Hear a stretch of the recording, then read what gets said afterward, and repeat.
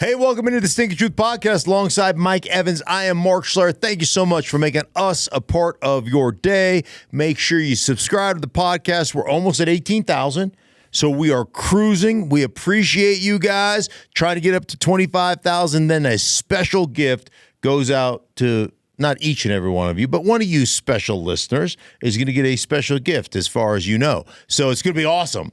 You can write home and tell everybody about it. Mike, how you doing, buddy? All right. Gifts. Yeah. You get a gift. You get a gift. All right. It's going to be like Oprah. Yeah, we're going to take care of all of you. Sure. I got quarterbacks on my mind today. Do you now? Yeah, I do. That's a big mind you got up there. I can see a lot of dome. Hey, there's room for all. There's room for all 32 all quarterbacks. 32 and all their backups. All of them. They can take residence up Yeah. here. Big squash. But let's start with what's going on with the Giants. Mike Kafka takes over for Brian Dable on an interim basis, and his first big move with Jaxson Dart unlikely to play this week. No more Russell Wilson. Yeah. Looks like it's going to be Jameis Winston that gets the start. Do you want to take this moment to have a bit of a victory lap against the Rusties? Well, no, because you know what? I mean, it is what it is. I told the Giants, and you know what? There were so many of you Giant fans. First off, Giant fans. There were so many of you that came after me when I said I'd start Jaxson Dart from day one. I'd cut Russell Wilson. I'd move on from him and make Jameis my backup. And you guys all had it. I mean, it was a blowout. Like, oh, my God, you can't do that to a young quarterback. What are you doing? It's going to ruin. You know, Russ is going to be the best way for us to a chance to win ball games. You know, not at all. Listen, he failed at the end of his time in Seattle. He failed in Denver for a couple of years. He failed in Pittsburgh. And now he's failed as a Giants quarterback. And the bottom line is, like, none of you wanted to hear it, but I was 100% right. And by the way, I think that Brian Dable probably saves his job if he starts him from day one. Now, you can't run him as much, but part of that is his fault. Because I look back to Brian Dable, like when Brian Dable got Josh Allen in Buffalo, running the ball was a big part, especially in the red zone, of what the quarterback did to have success while he was learning to play in the National Football League. That was part of the deal. And then when he went to the Giants originally, remember when they went to the playoffs with Daniel Jones? What was a big part of the offense with Daniel Jones was scrambling the quarterback. The quarterback designed runs, but it becomes incumbent upon that quarterback to make sure he protects himself when he's out there in the open. And that's what Jaxson Dart didn't do a good enough job of. But I'm 100% with Kafka on this. Listen, Russ ain't going to win you jack squat. Russ is going to take sacks. He's going to make bad decisions. The bottom line is it's over. You got to know when the race is over, and the race is over. And ultimately, what race? What Russ race? Oof. The career. Oh, it's over? Well, are you signing him? Who's going to sign him? Well, yeah, you're. I mean, from the standpoint of you think about where he is right now in his career. I mean, he came off the bench in the last game with a 10-point lead and was just awful. And so, I mean, ultimately, are you a good backup?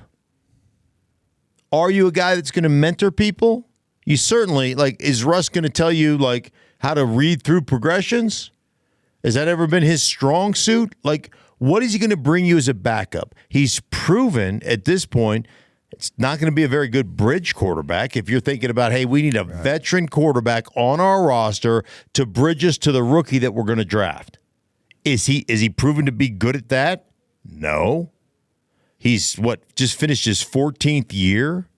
He doesn't run like he used to run. He still takes way too many sacks. He can't overcome those sacks with dicing people from the pocket. I mean, what is he at this point in his career? What is he going to do other than continue to tarnish the legacy that he had built to this point? Has he played himself out of the Hall of Fame? You know, I've kind of vacillated back and forth on that, Mike. If you played yourself into the Hall of Fame, can you play yourself out of the Hall of Fame? I think these last couple of years are going to really be, when it comes to the voters, detrimental to his candidacy. Stink. I've never seen. I don't know. Maybe people out there can help us, but I can't think of a player who fell off the map, fell off the cliff so stunningly. I mean, it was just prior to the 2021 season. He came here to Denver, and we were honestly having the conversation of, well, how many Super Bowls does he have to win in Denver to legitimize and validate what they gave up to get him? Mm-hmm. We were having that conversation. I know. Smart people, smart people, we're having a serious conversation is one going to be enough? Does it need to be two? Seriously, we were having this conversation. And now here we are just a few years later, and we're talking about him being done. I've never seen anything like it. I look back on those days here in Denver, and I'm ashamed of myself. I fell into the hype. And there were all my buddies in Seattle that were like, they were on me too. They were like, yeah, no. We were gaslit before anybody knew what the term was. Yeah, right, exactly. I will say, man, it has been a precipitous slide. There is no question. And I don't want to say. I think it becomes much harder for him to get in the Hall of Fame based upon how these last few seasons have gone. I just know how the voters operate. I know what they look at. But still, I think he won more games than any quarterback in the history of the National Football League in his first 10 years. But again, wins shouldn't be a quarterback-driven statistic. They're a team statistic. And you look at the Legion of Boom. You look at the way that defense played. Listen, the way that defense was created under Pete Carroll was, one, it was like a generational defense, right? And the simplistic nature of that defense, we're playing match cover 3 come hell or high water, and we're just going to be better at you or better than you at playing this. And we're going to be so on our spots and on our points and on our leverages and all those things that we're just going to be able to outplay you playing essentially one defense. That's what we're going to do. And then to watch how teams tried to adopt that and make that who they were. And I will tell you that was probably the catalytic event that led the Broncos to their 2015 championship, because they adopted some of the philosophy of build it from back to front as opposed to front to back. Get your DBs together, make sure you've got, and they went out, they got DBs. They had Chris Harris Jr. here. They went out and got Aqib Talib. They went out and got some guys to play at the safety position that could have range and play man coverage. And so, yeah, really, really interesting. I'm going to say, man, I've gone back and forth. I've said he's out of the Hall of Fame. I've said he's in the Hall of Fame. I think it really dampens his opportunity. I'll say he's out. Okay. What do you say? He better hope that the old adage, time heals all wounds, applies here.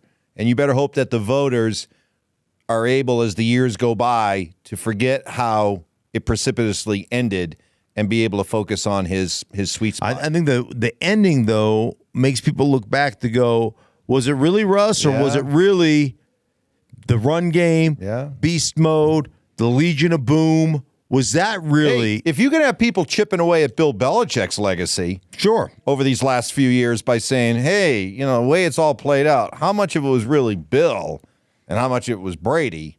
I mean, if it could chip away at Bill Belichick's legacy, why can't it chip away at Russell Wilson? Well, it certainly can. Of course it can. Joe Burrow. We got the news this week, kind of surprised a lot of us, that he's going to start practicing again, and that they're looking at a possible Thanksgiving return for Joe Burrow. I understand why the Bengals would want to get Joe back, but why would Joe want to come back? Yeah, to that mess. I mean, Joe would want to come back because Joe's a competitor. But when you look at how that team is structured, you look at how they're structured right now, why in the world would Joe Burrow want to come back and just get the piss beat out of him again? I mean, ultimately, listen, man, I understand you're an Ohio kid, right? And you wanted to come back and you wanted to put them on the map. And you did. You guys went to a Super Bowl and you did all those things. But, man, the way they're structured, what they ask of Joe Burrow, the beating that he has taken over his short career in Cincinnati, and how damn good that guy is. Wouldn't you want to say at some point, man, I guess for him, it's either you guys need to either trade me or we need to do something different. And we need to invest in an offensive line and a system that can protect the quarterback. And it's not just about better players. You can get better players. If you sit and gun 97% of the time and you throw the ball with the frequency with which they throw the ball, I don't care how good your offensive line is, it's going to get burnt. There's no team in football, regardless of who your guys are, in today's game, they can throw it 40-plus times a game and protect their quarterback. And, Joe's taking a beating, man. He's had the ACL. He's had, the wrist injury. What was this one? A foot injury. Toe. Yeah. Toe. He's had all these different injuries, and he gets that dude is tough as nails because he'll stand in there and take it in the teeth. I'd be like, for Joe, I would be very leery about coming back and playing, and I'd even be more leery about the way we operate as a football team. Because if we don't change the things that we do, Joe Burrow is going to be one of those guys where you're going to be looking back over the course of his career saying, what if? What if they ran the ball? What if they played under center? What if they protected their quarterback? What could have been had they invested in a good defense? What could have been if they invested in a good offensive line? And for me, I will tell you firsthand, man, I'm a big Joe Burrow fan. I prayed for his tiny little hands. I did. In all seriousness, I'm a big Joe Burrow fan, and I see you pissing away one of the great quarterbacks we've ever had the opportunity to watch in recent years, a guy who I think is generational. And that term gets thrown around way too much. And here's the difference. Caleb Williams, generational talent. All these generational talent guys, in air quotes. That dude has the potential of being a generational quarterback. Big difference between generational talent and generational QB, and you're throwing away a generational QB. Plus, I think there has to be the adult in the room in Cincinnati, because I understand why Zach Taylor and the coaches would want to get him back. You're in self-preservation mode, right? Yeah. But at some point, what's the point of getting Joe Burrow back for the last month of the season? You pick up a couple of wins maybe. What does it really matter? All it does is screw up your draft position anyway. I think you just say, hey, Joe, shut it down. We good. And go into tank mode. I mean, right. What's the point? What is the point of having Joe Burrow come back? In this case, I would protect Joe from himself. Respect the fact, hey, Joe, I love the fact you're a competitor. You want to be there for your teammates, but let's look at the bigger picture. Sit it out rest of the way. Right. I'm not saying tanking. I hate that, because if you're a player, man, you're going out there and you're playing. I respect why you don't want to say right. It. I have no boundaries. Right. No restraints. But I am with you from a protection of my player standpoint. Dude, I'm protecting you from yourself, because I know what a competitor you are. I know how tough you are. I know, the things you're going to do, and I am not going to allow you to do those things. I personally wouldn't play them. Now, practicing's a different story. Hey, you want to go out here and you want to get a little practice in? We'll ease you in, maybe some scout team eventually. Oh, it's late December? Hey, enjoy Christmas. Where'd the season go? Yeah, where'd it go? I mean, who knew? Yeah. Who knew it was going to fly by this fast? Staying with the quarterbacks, I got more quarterbacks I want to talk about here. Daniel Jones, you mentioned Daniel Jones with the Giants. It's pretty obvious, isn't it? The giving up the 2 first-round picks for Sauce Gardner tells you they're no longer in any kind of a quarterback market. Daniel Jones is their guy. Yeah. It's a matter of when, not if, they sign this guy to a long-term contract. Have you seen enough from this Daniel Jones revival to be confident that, okay, let's make a big money, $50 million a year, long-term commitment to Daniel Jones? Have you seen enough? That's an interesting question. So I've got Tennessee this week, and I just dug through all the tape of the Indianapolis Colts when they beat down Tennessee. And I think that Tennessee's got a really good defense, and Indy just ripped through them like shit through a goose. I mean, but the biggest thing where I'm having a tough time kind of answering your question is watching Jonathan Taylor. Jonathan Taylor is the MVP of the National Football League. Now, he may not get the award because it's become such a quarterback-driven award, but that dude is freaking special. Now, I've watched several Tennessee games, and I watched them really dominate lines of scrimmage, be aggressive, downhill. I mean, their linebackers, bam. You know, they're just, hitting people. Their safeties down in the box, just destroying people. And then all of a sudden they get to Jonathan Taylor and the Indianapolis Colts. Now, some of their O-line is really good. I love their scheme. I love what they lean into. But Jonathan Taylor is like, you want to talk about, I always talk about rewindable moments. I don't know how many times I rewound it going, holy shit. Like, did you see, like, I'm talking to myself in the kitchen. Yeah.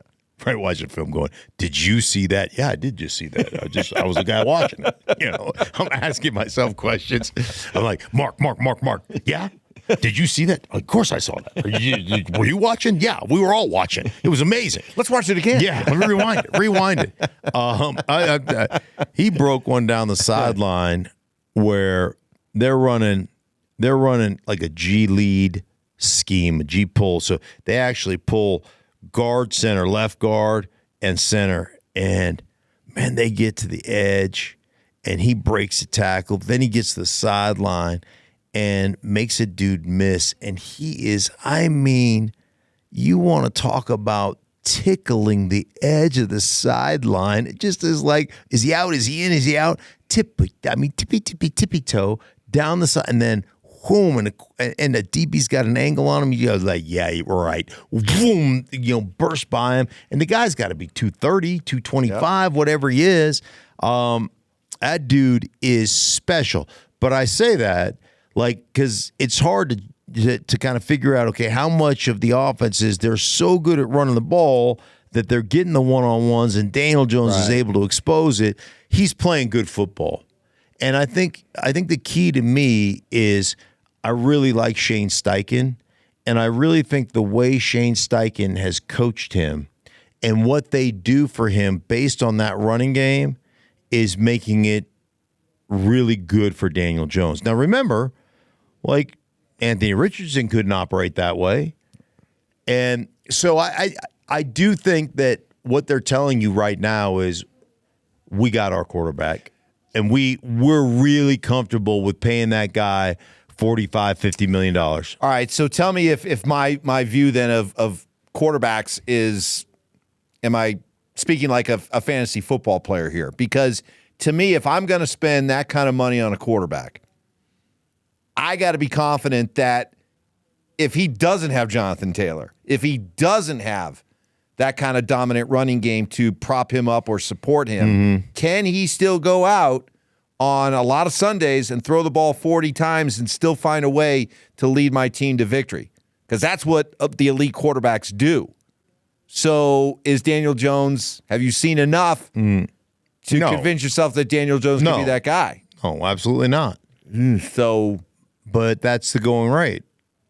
Like, that's hey, man, TV contracts are just going to continue to go up. They'll find the money. I'm not, like, the cap thing is such a fool's errand. Like, it doesn't, it's fungible. The cap is fake. You can get around it any way you want to get around it. Daniel Jones gives them an opportunity going forward to be a really good football team.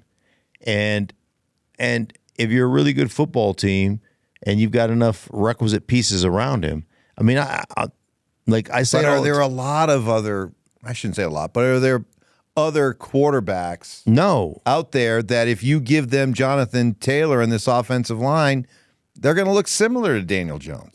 I'm not gonna say that. I'm gonna say that it's really hard to play, and I think the problem that we get into as NFL fans, there's a lot of different ways to win football games.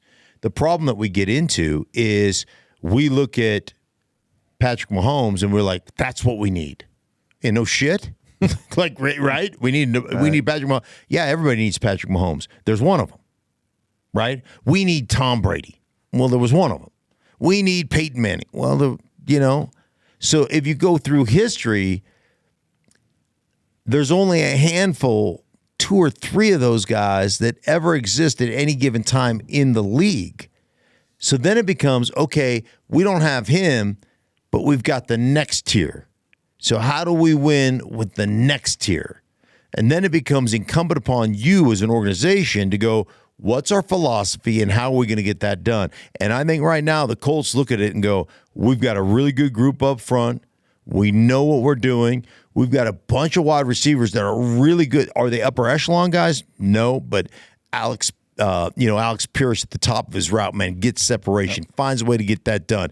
Pittman, a really good player. Downs, running little crossers and all the things in the quickness, elite level kind of option route guy. Like, we can win a lot of football games. Ty Warren is unbelievable. We can win a lot of football games based upon all the things we've put around Daniel Jones, and he's playing exceptional football. And I'm sure Colts fans are mad at me making this point, but let me just pump the brakes a little bit, because you're saying, yeah, pay him $50 million and put him into that quarterback class that includes Kyler Murray. That's why I feel like I have to pump the brakes, because right, but look at what's going on in Arizona with a guy that's is in that club. Yeah. So, but Kyler Murray's a different cat. Like, he doesn't have the same skill set throwing the football or managing a football game. And I know managing becomes a dirty word, but it shouldn't be looked at that way. And I don't know I don't know what the etymology of managing a football game, how that became taboo, because I still think it's one of the most important things you can do as a quarterback. And I think that you look at Kyler Murray right now, and to me, if you're Arizona, you came to a place where you needed to get to, and that is, he ain't the answer. Not here. And so we're going to move on. And I really believe that that's the direction the Arizona Cardinals are going to. And as a man, I love Kyler. He and I have connected. I've done a couple events with him away from the facility. Like, I really like Kyler. And I've told him this before. I've sat down like you and I are sitting down having a meeting and saying, man, like, when you are boring, that's when you're at your best. And he hates hearing it. And he doesn't like it. But boring is what wins. And I've told this 100 times on the podcast. I'll tell it to you 100 more times. The thing that set Brady apart was his ability to say, if the first read the progression is the underneath route and it's open, I'm going to take it 100 out of 100 times on first down and put us in second down and 5. And now the world is my oyster. Everything. You know what defensive coordinators hate? Second down and 5. Because everything as an offense is open to you. And the problem, I believe, that Kyler Murray has is to him, he doesn't like boring. He likes excitement. He's always been able, at every level except the NFL, to play off schedule, to make big plays, and to have that win football games. Make highlights. In the NFL, it doesn't work. Listen, if you're the Arizona Cardinals and you want to go 4-13 and win the highlights on SportsCenter, then Kyler Murray's your guy. Because I guarantee you know what you'll do? You will win the most highlights on SportsCenter with Kyler Murray playing quarterback off schedule. It'll be unbelievable.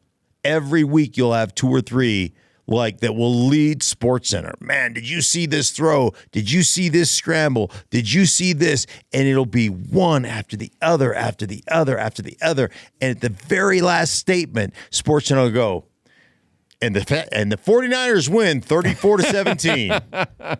Right.